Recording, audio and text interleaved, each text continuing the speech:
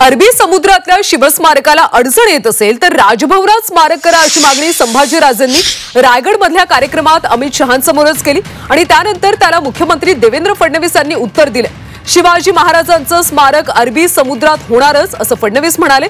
लवकरच कामाला मंजुरी मिळणार आहे। हायकोर्टात लढाई लढू आणि जिंकू असा विश्वास यावेळी फडणवीसांनी व्यक्त केला।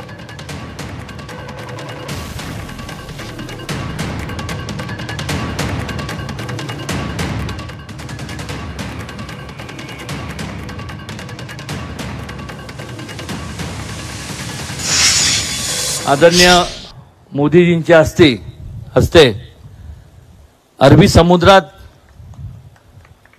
छत्रपती शिवाजी महाराजांच्या स्मारकाचं भूमिपूजन झालं। कदाचित त्या ठिकाणी एन्व्हायरमेंटल काय इश्यूज असतील, इकॉलॉजिकल इश्यूज असतील।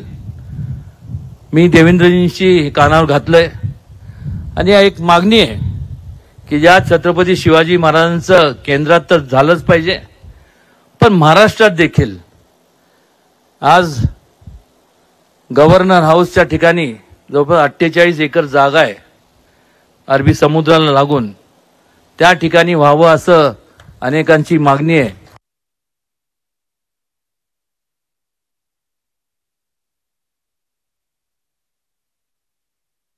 काय ते सुप्रीम कोर्टात अडकलं, पण आता सुप्रीम कोर्टाने ते हायकोर्टाला पाठवलंय।